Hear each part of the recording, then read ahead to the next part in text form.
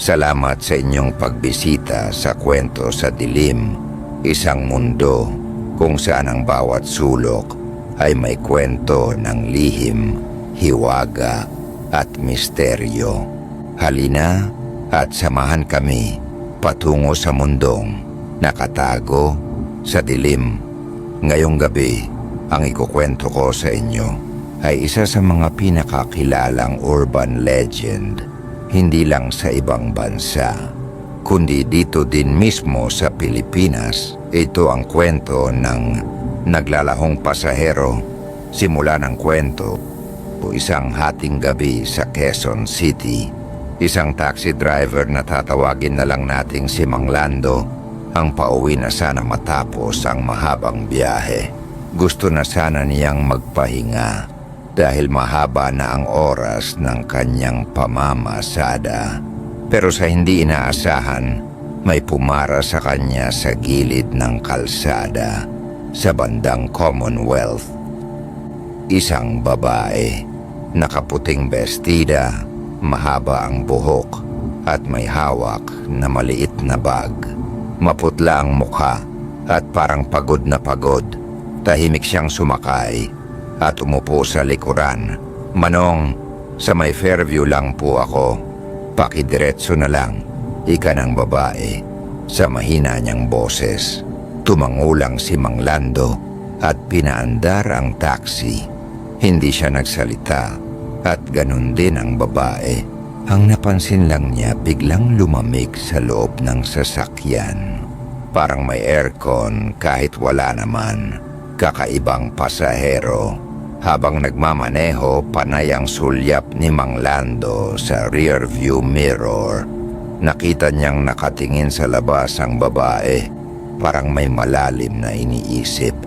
Mapuputi ang kamay nito na nakapatong sa tuhod at mahigpit ang kapit sa dala niyang bag. Maya-maya ay nagsalita ulit ang babae. "Manong, malayo pa ba?" "Hindi na, miss. 10 minuto lang. Nandun na tayo," sagot ni Mang Lando. Ngumiti lang ang babae. Pero nang tumingin muli si Mang Lando sa salamin, wala na ang pasahero niya. Bigla itong naglaho. Pagkatakot ng driver, halos mabitiwan ni Mang Lando ang manibela. Nanlamig ang kanyang buong katawan. Pinatakbo niya ng mabilis ang taxi. Nanginginig ang mga kamay at pawis na pawis kahit malamig ang paligid.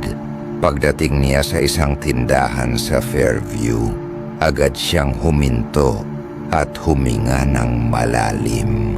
Doon niya ikinuwento sa mga tao ang kanyang naranasan. Ngunit ang sagot ng mga tao ay lalo lamang nagpatayo ng balahibo niya. "Manong, baka siya yung dalagang namatay sa aksidente dito. Ilang taon na ang nakaraan." Madalas siyang makita ng mga driver sumasakay pero hindi nakakarating sa pupuntahan. Iba't ibang bersyon sa Pilipinas. Hindi lang si Mang Lando ang nakaranas nito. Marami pang driver ang nagpatunay sa kakaibang pasaherong nawawala. Baguio City, may mga jeepney driver na nagsasabing may sumasakay sa kanila na estudyanteng babae, nakaputi, may dalang libro.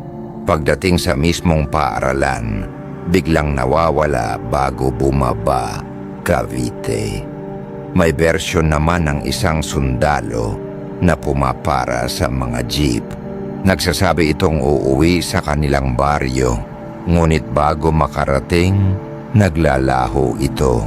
Sabi ng matatanda, sundalong namatay noong panahon ng giyera ang kanilang nakikita. EDSA. May mga tsuper na nagkwento na minsan may sumasakay na babaeng sugatan, humihingi ng tulong. Ngunit bago makarating sa ospital, biglang nawawala. Mga testimonya ng totoong driver. may isang jeepney driver sa Pampanga, nagngangalang Mang Rudy.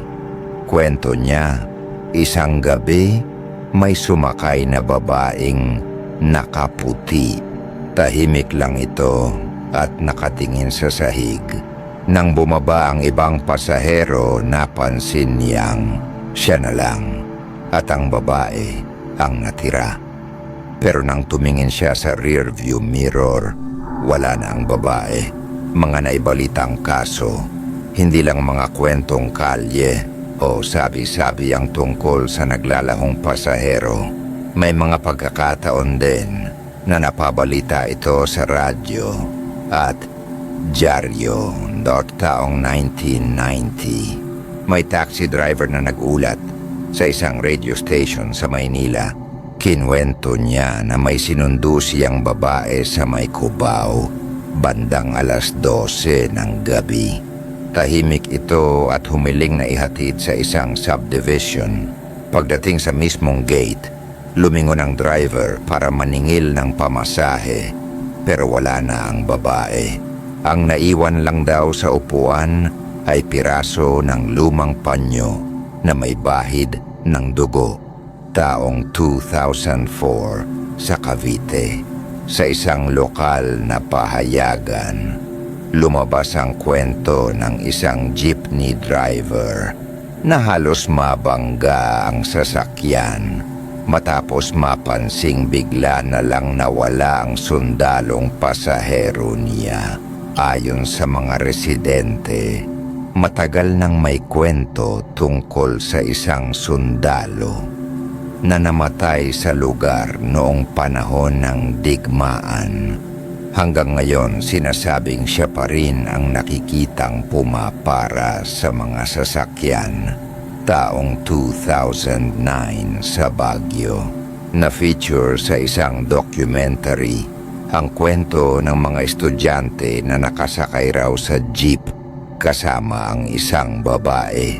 Tahimik lang ito sa sulok, pero nang dumating sila sa stop sa may universidad, napansin nilang wala na pala itong katabi. Ang mas nakakapagtaka, wala raw nakitang babaeng sumakay, ang mismong driver. Mga paliwanag.